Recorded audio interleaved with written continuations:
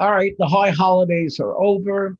We've been judged, hopefully for good, and now we can go on with our lives preparing for the festival of Sukkot, the Zaman Simchatenu, the season of our joy.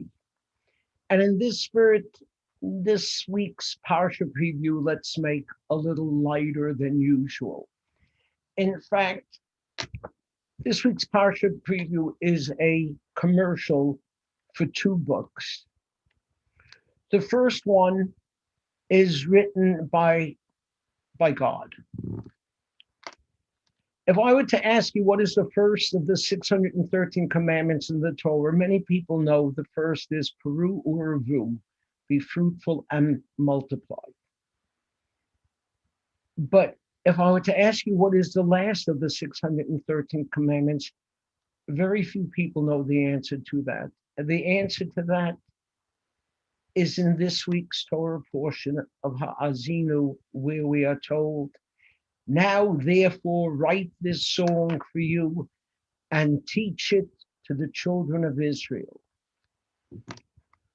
On the basis of the word write this song for you, the Shulchan Aruch, the Code of Jewish Law, tells us it is a positive commandment on every person in Israel to write for himself a Sefer Torah, even if his ancestors left him one, and it is not sufficient to sell it, even if he has many.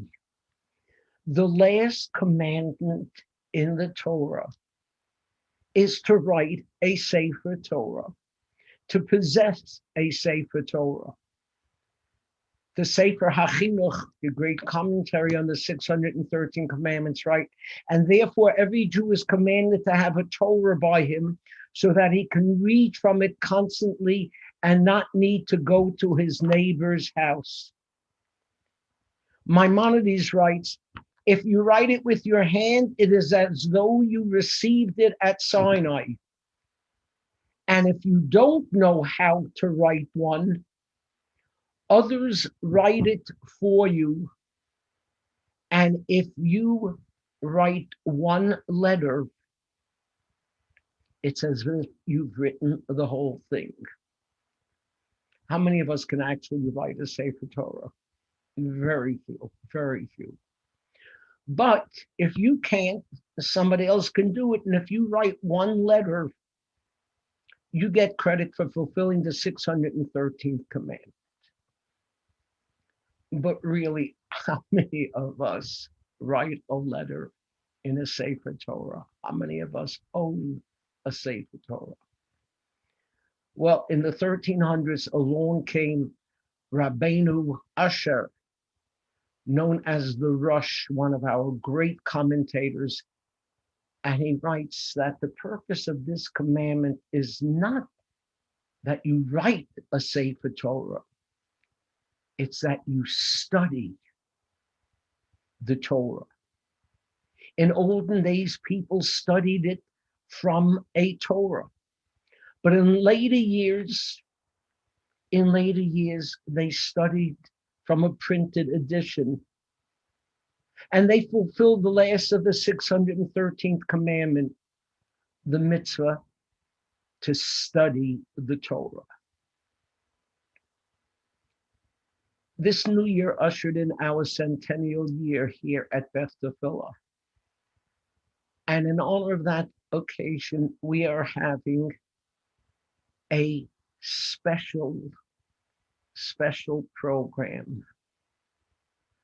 We, the synagogue and school, are making a commitment to study and learn and hopefully practice 100 commandments in honor of our 100 years.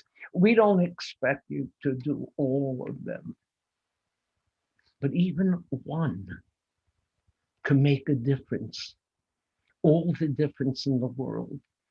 And the 100 that was put together by Rabbi Yogev, you will find in the newest bulletin that you should be receiving. Given the mail, you should have it sometime before Pesach. Pick one, two,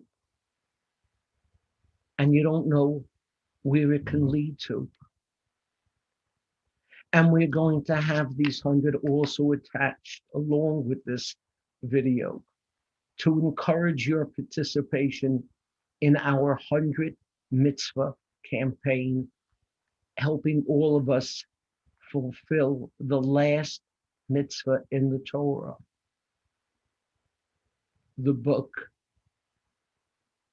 whose author is God.